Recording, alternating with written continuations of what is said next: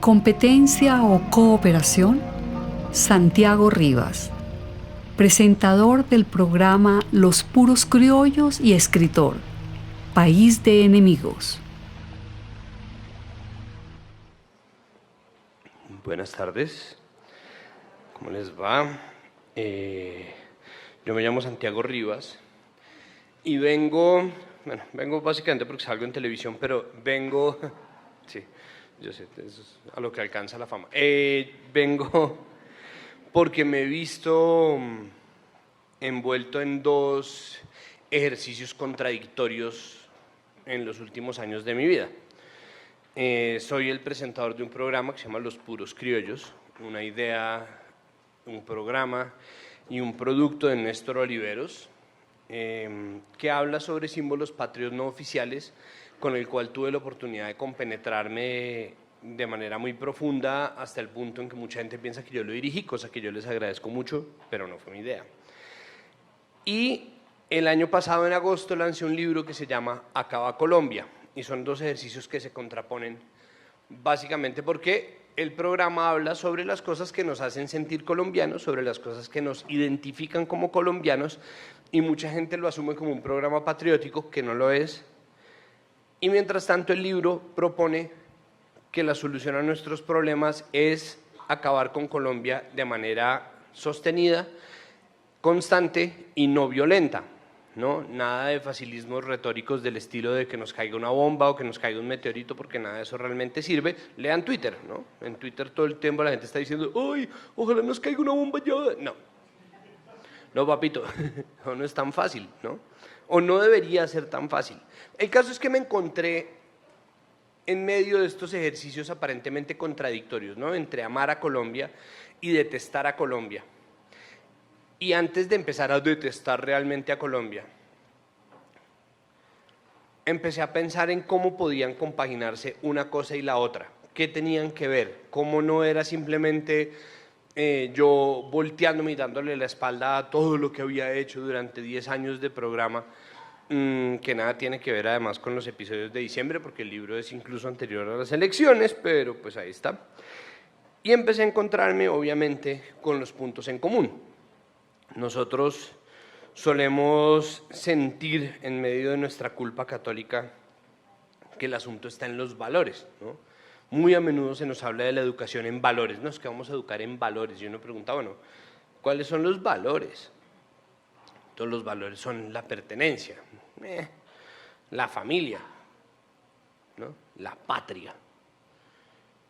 Y ahí es donde yo detecto el primer problema, ¿no? Mucha gente que se me acerca y me dice, es que en Colombia nos hace falta patriotismo y su programa es una maravilla porque es un programa patriótico. A mí me parece que eso es un error. En gran parte porque el patriotismo, último refugio de los canallas, es además, sí, ¿no? Acuérdense, por favor, qué presidente fue el que nos puso a las 6 de la tarde y a las 6 de la mañana todos los santos días el himno a sonar en todas las emisoras de radio. Ernesto Samper, que se encontraba en medio del proceso 8000, que necesitaba apelar al amor patrio como una forma de mantener los ánimos altos o la moral alta, y que en cambio logró algo que se logra cuando uno repite una palabra muchas veces, y es que pierde el sentido, ¿no? Entonces, en este momento muy poca gente sabe qué quiere decir inmarcesible, pero todo el mundo lo oye 2 veces al día, ¿no? ¿Y dónde está el júbilo inmortal? No está en ningún lado. Entonces, sí. Entonces, el patriotismo tal vez no es la solución, ¿no? Tal vez no era la solución realmente.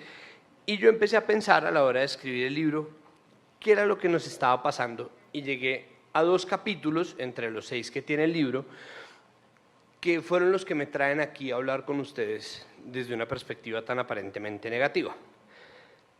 Lo primero es que nosotros somos un país sin ciudadanía. Para mí, el desintegramiento total de la ciudadanía en Colombia está en un reportaje que salió alguna vez en donde revelaron que había gente en Bogotá que utilizaba las ambulancias para llegar temprano a la universidad. de verdad. O ejecutivos que para llegar a sus oficinas utilizaban las ambulancias y las pagaban como si fuera un Uber, ¿no? Un super Uber. Y desde entonces, yo no sé cómo será aquí en Medellín, pero en Bogotá uno va en un taxi y empieza a sonar la ambulancia, y en vez de hacer como en el resto de los países del mundo, que se quitan para darle paso a la ambulancia, el taxista empieza a refunfuñar y a renegar de la ambulancia, y a decir, eso es un hijo de puta gomelo, es un hijo de puta gomelo tratando de llegar, eso no es un que enfermo ni que nada, ¿no? Entonces la convención básica, que es permitir que una persona que está potencialmente en riesgo de muerte o de agravamiento de su enfermedad o de una herida o alguien que tiene que ser recogido no reciba su servicio simplemente porque alguien más ya utilizó una ambulancia para cumplir con una necesidad de corto plazo, que en realidad tampoco le afectaba muy positivamente en su vida, porque honestamente si ustedes pierden un parcial, una materia o incluso un semestre, no le pasa nada al universo, ¿no? Pues es un poco el desmoronamiento de nuestra sociedad, ¿no? Y es el fin de la ciudadanía. Pero además nosotros tenemos un problema, y ahí vuelvo al asunto de los puros criollos, con la identidad, y es que los colombianos, en nuestra mayoría, no queremos ser colombianos.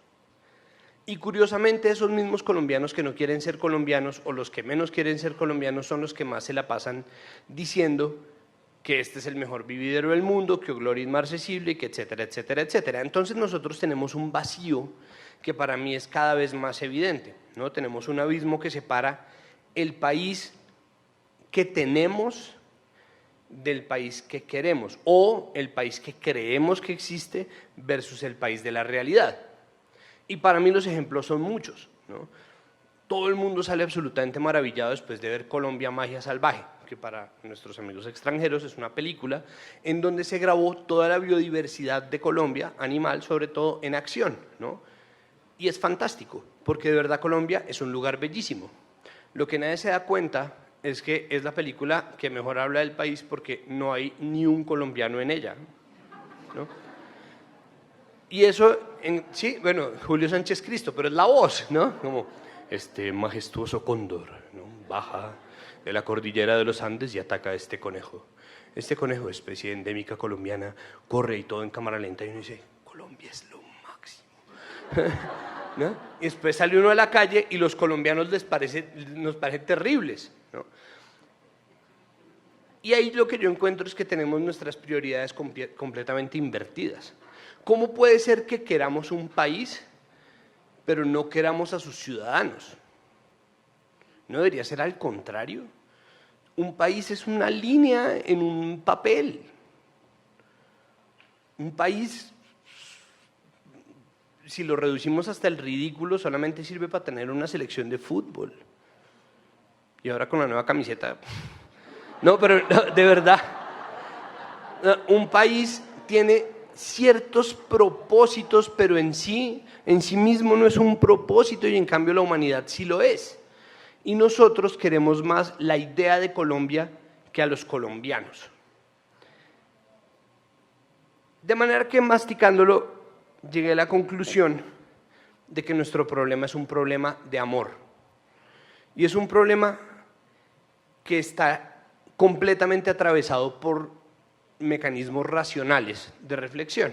Es decir, nosotros todavía en Colombia estamos separando el amor de la inteligencia y creemos que la inteligencia se contrapone al amor. Nosotros pensamos que el amor o el enamoramiento, que es nuestra versión del amor, tiene que traducirse en una estupidez que nos lleve a hacer cualquier cosa en nombre del amor, que se supone que es lo más sagrado, ¿no? Entonces nosotros tenemos al amor puesto allá y el amor sirve para cualquier cosa. Y el amor abstracto por nuestra familia justifica que el Día de la Madre sea el día más violento del calendario nacional. El amor por la patria justifica que nosotros estemos separándonos permanentemente en bandidos, exguerrilleros, fachos, paracos, mamertos, ¿no? El amor por Colombia termina justificando que nosotros odiemos a los colombianos porque sentimos que los colombianos somos los que más daño le hacemos a esa Colombia en donde los cóndores majestuosos bajan de la cordillera de los Andes. Julito, no me cuelgue. Entonces, yo creo que descubrí un patrón, y es que nosotros somos enemigos de todos nosotros, ¿no? Y creo entenderlo desde una perspectiva que a ver si logro hacerme entender, y es, construimos un país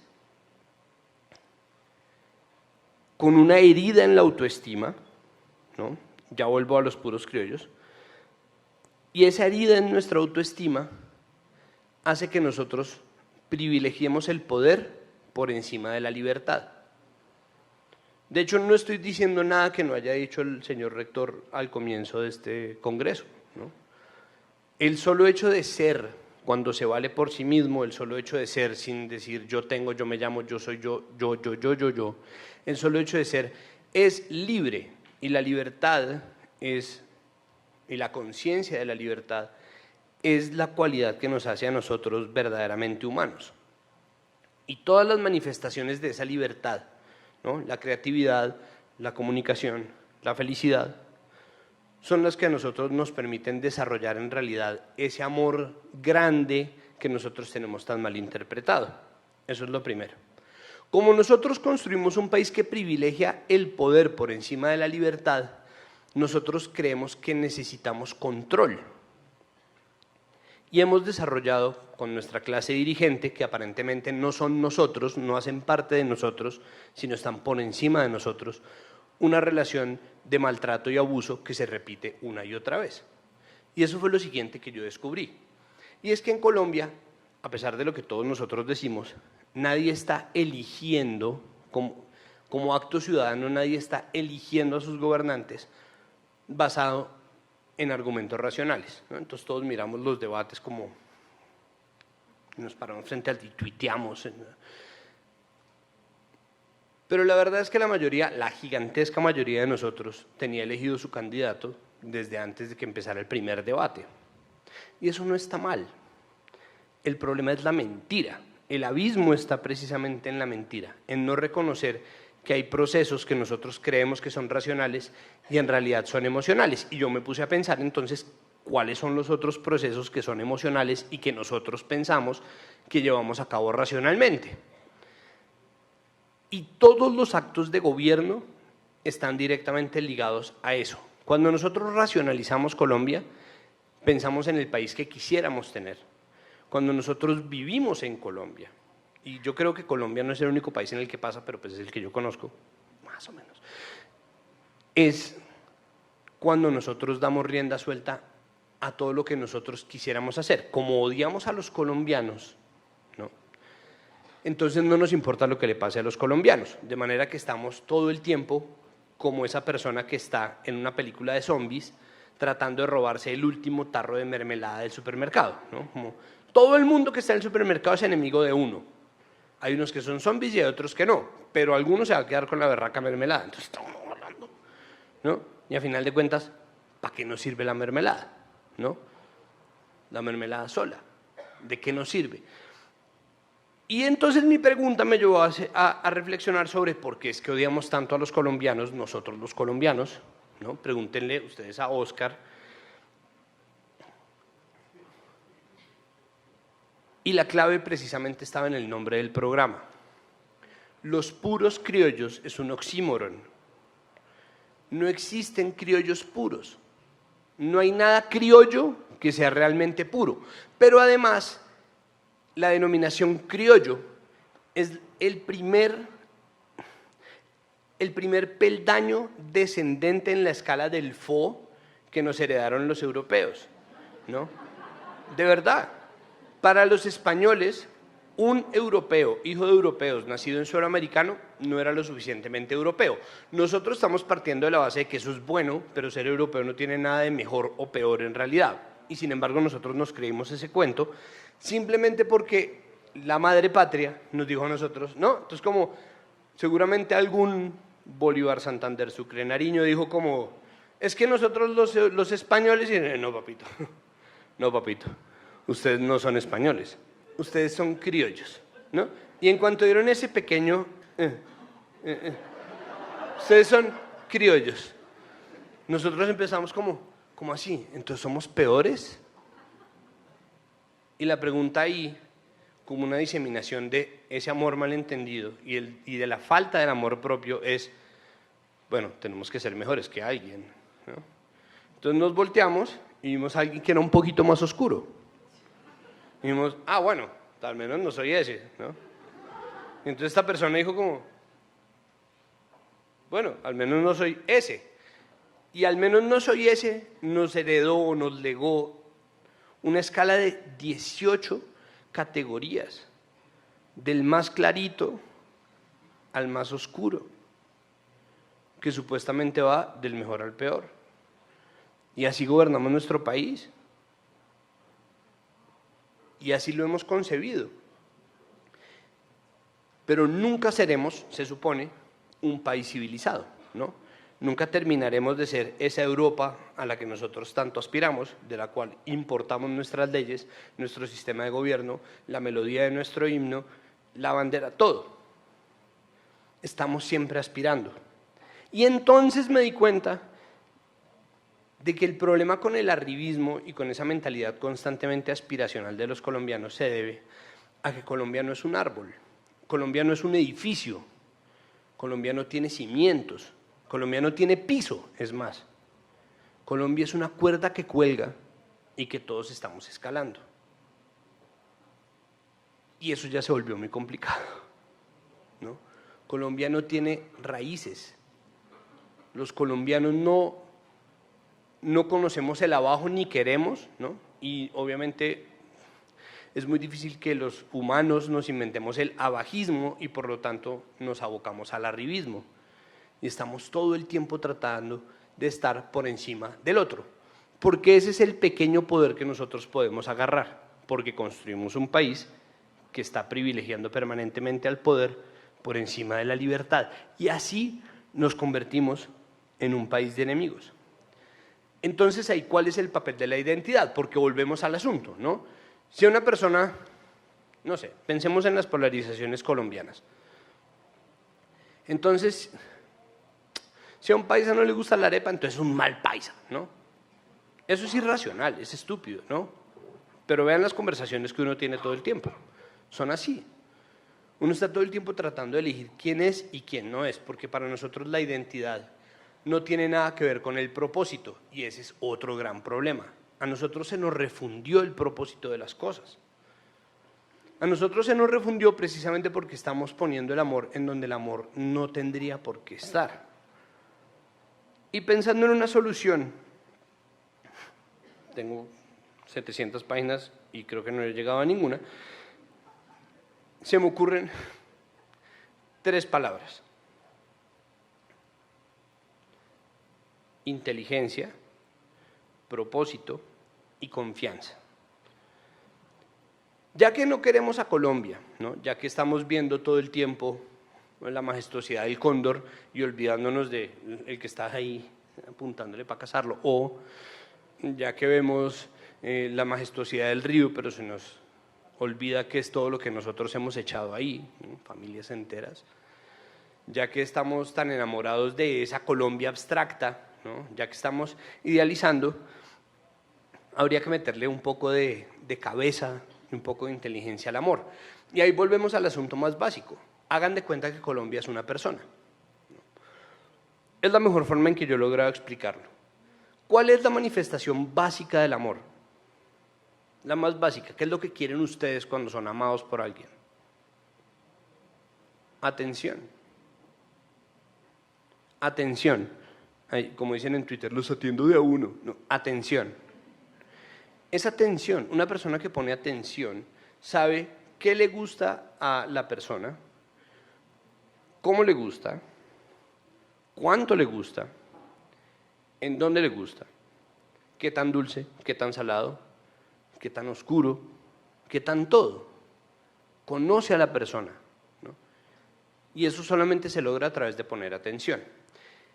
Y ahí volvemos al asunto del patriotismo. El patriota no pone atención. El patriota simplemente ama, como se amaba en la Edad Media, ¿no? Te vi media hora y ahora te escribí un poemario porque te amo, No me conoces, no me has visto sacándome un mugre de los dientes, no hemos hablado, no sé cómo te llamas, mucho gusto, Angélica. No existe amor real en la idealización. Y esa es precisamente la contradicción que define el horror y el antivalor que es el patriotismo, que es perfectamente gratuito. ¿Qué podemos hacer en cambio? Ponernos atención y descubrir que tenemos defectos y afrontarlos. ¿Cuál es el problema? Que como país llevamos acumulando muchas tristezas y muchas verdades como en un closet, ¿no? Tenemos ese closet atiborrado de cosas y cada tanto lo abrimos y cerramos esa puerta temiendo que nos vaya a estallar en la cara. Pero cada vez más, por un acto de amor propio, es necesario afrontar esa verdad. El problema con la gente que lleva mucho tiempo sin hacer terapia es que cuando abre ese closet, eso después no para de salir, ¿no? Y es muy posible entonces que la verdad nos destruya o nos desmantele. Pero entonces se me ocurre esa frase de la Biblia que dice, la verdad los hará libres. Y tal vez sea cierta, ¿no? Y tal vez sea cierto afrontar la verdad, pero mientras llegamos al momento de afrontar la verdad, volvemos a las 3 palabras que les estoy diciendo: inteligencia, propósito y confianza. Tal vez no en ese orden. Lo primero es, si no estamos siendo inteligentes con el amor, tal vez deberíamos empezar por unir eso. Después de oírlos, después de oír las charlas que tuvieron lugar en la mañana, después de oír la charla de Julio, el señor rector, que nos hablaba anoche y que nos hablaba esta mañana, y habiendo estado en tantos otros seminarios, habiendo tenido la oportunidad de hablar sobre cultura ciudadana, teniendo la oportunidad de evaluarlo de tantas formas, creo que es importante que nosotros redefinamos lo que entendemos por inteligencia. A mí me parece que no puede existir la inteligencia por fuera de lo colectivo. Es decir, ya nadie puede ser inteligente por sí mismo. No existe una sola persona que pueda ni merezca el apelativo de inteligente si no piensa en colectivo. La inteligencia solamente se manifiesta cuando uno toma una decisión que soluciona la mayor cantidad de problemas para la mayor cantidad de gente por la mayor cantidad de tiempo en el menor tiempo posible. Esa para mí es la definición de inteligencia. De otra manera es absolutamente imposible entenderlo. Y ahí me puse a pensar, ya no tanto en Colombia, el patriotismo del amor, sino simplemente en cómo estamos funcionando nosotros. Y volvemos al asunto del propósito. Tuve ahorita la suerte de oír entre Carlos y Dipit una conversación sobre cuál era el propósito, ¿no? Su merced es ateo y dice que no tiene ningún sentido la metempsicosis, la reencarnación y las múltiples vidas. Mientras que Dipit dice, pero ¿qué propósito puede tener la vida si no se vive en múltiples vidas? Si no existe un mejoramiento progresivo, que es lo que se hace a través del karma y el dharma, según lo entiendo. Y para mí, el asunto con el ego o el asunto con el amor propio debería resolverse resignándonos a no ser productos terminados. Me explico. Si ustedes se botan a mirar las redes sociales, si ustedes exploran Instagram un rato, sin el afán pornográfico de simplemente ver qué desayunó quién, sino mirando y mirando, van a descubrir que nada de lo que ustedes ven ahí está terminado. No importa que la gente pretenda que está terminado.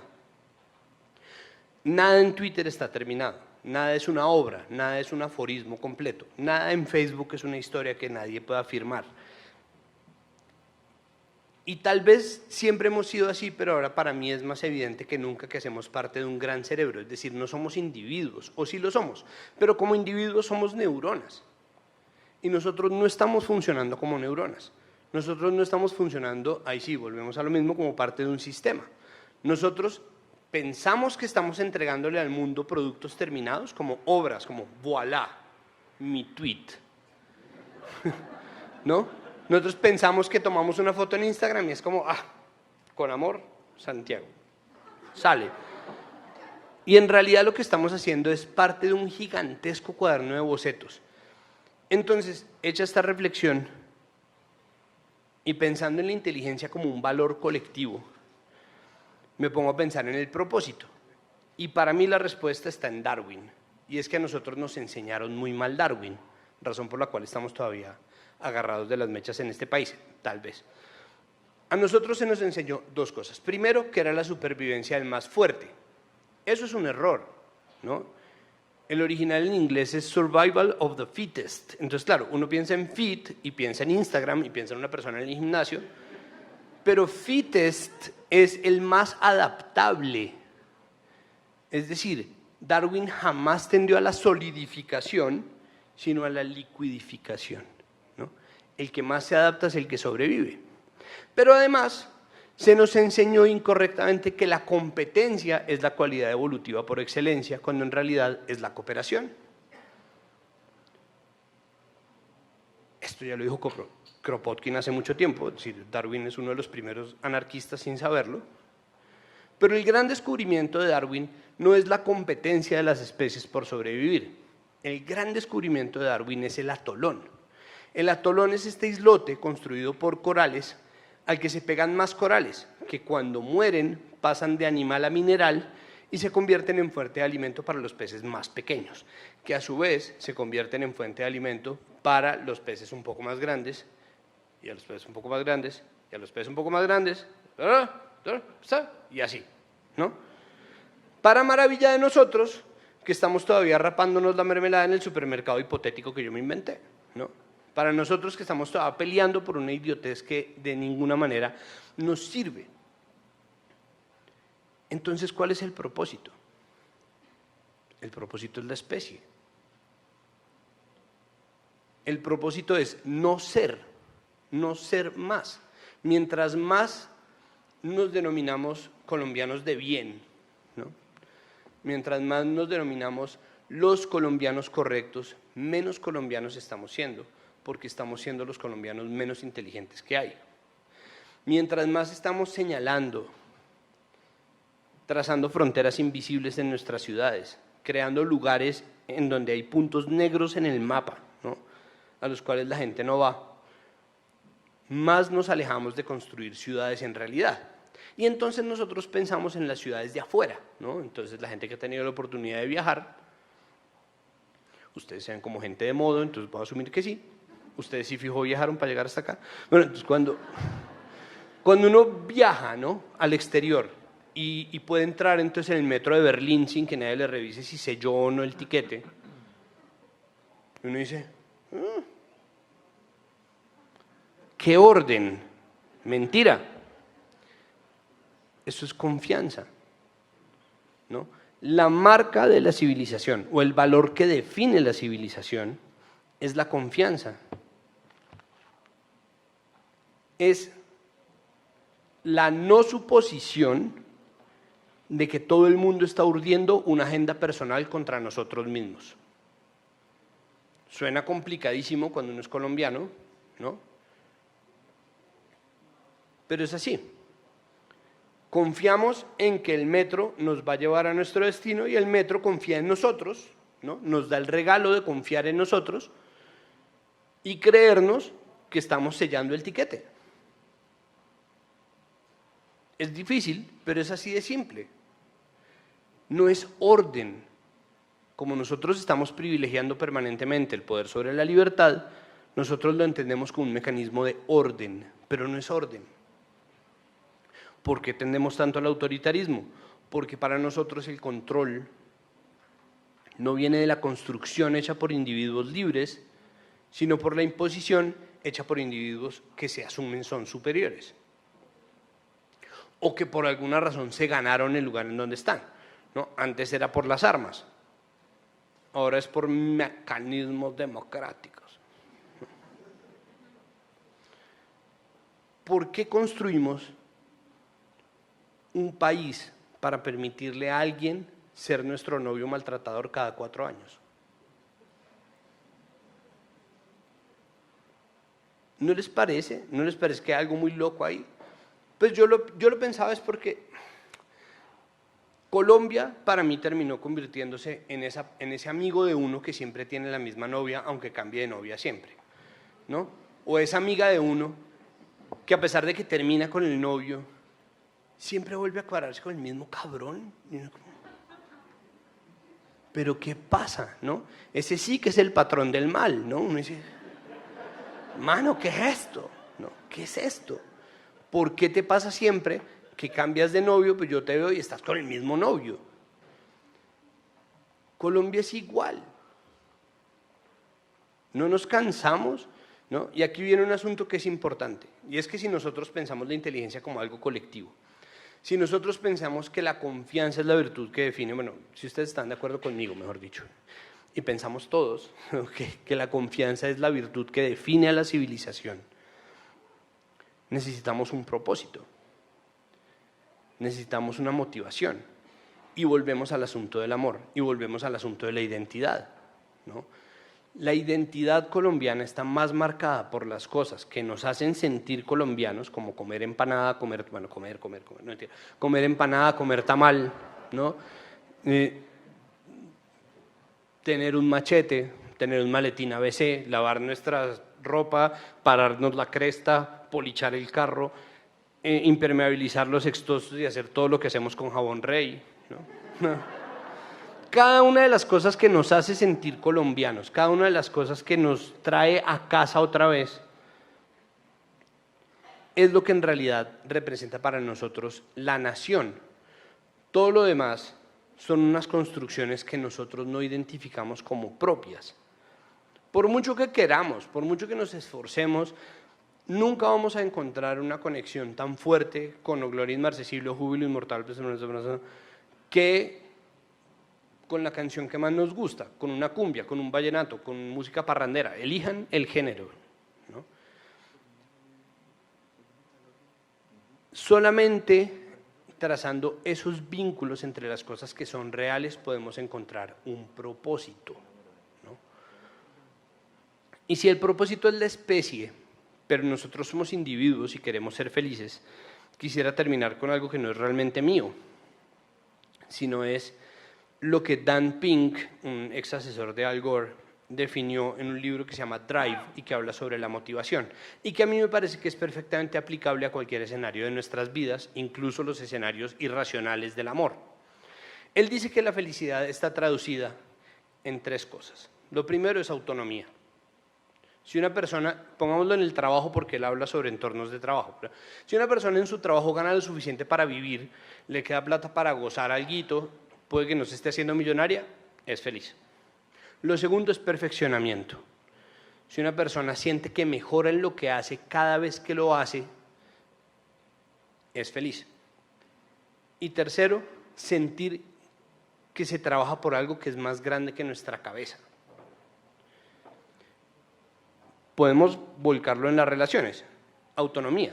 Si una persona siente que puede desarrollar su personalidad tranquilamente, que lo que en un momento fue su atractivo no empezó a ser un defecto con el tiempo, sino al contrario, su pareja le permite desarrollar su libertad de manera feliz, es feliz. Si siente que perfecciona su oficio en lo que hace, sin chistes de doble sentido, es feliz. Eso es un chiste de doble sentido, obviamente. Es feliz, ¿no? Y si además siente que está construyendo algo por encima de su propia cabeza, es feliz. Volquémoslo a lo ciudadano, ¿no? Si nosotros sentimos que podemos desarrollar nuestra vida en la ciudad de manera libre, encontrar espacios en los cuales podemos descubrir cosas que nos gusten o dar rienda suelta a cosas que nos gusten, sea esto el sadomasoquismo o el jazz, cualquiera de las cosas que estén en la mitad de esos, somos felices. Es verdad. Nosotros necesitamos ciudades más diversas, ciudades menos normales, ciudades más como nosotros. Ninguno de nosotros es normal, no hay nadie normal, eso es mentira, no hay nadie normal y no hay nadie puro, mucho menos un puro criollo, ¿no? Si nosotros sentimos que podemos desarrollar nuestra vida en la ciudad de manera libre, somos más felices. Si nosotros sentimos que cada vez las cosas mejoran en la ciudad y desde nosotros hacia la ciudad, somos felices. Ese mismo perfeccionamiento seguramente nos va a llevar a entender que estamos construyendo con nuestra vida en la ciudad una ciudad. Si nosotros entendemos que somos parte de un cerebro y no simplemente un cerebro que va por ahí divagando, en el caso mío por Transmilenio, no vamos a hablar de metros acá, no humillen,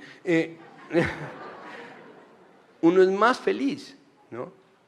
Parte del propósito precisamente está en entender que el amor es la forma suprema de inteligencia y que no por eso debemos ceder al enamoramiento, al contrario.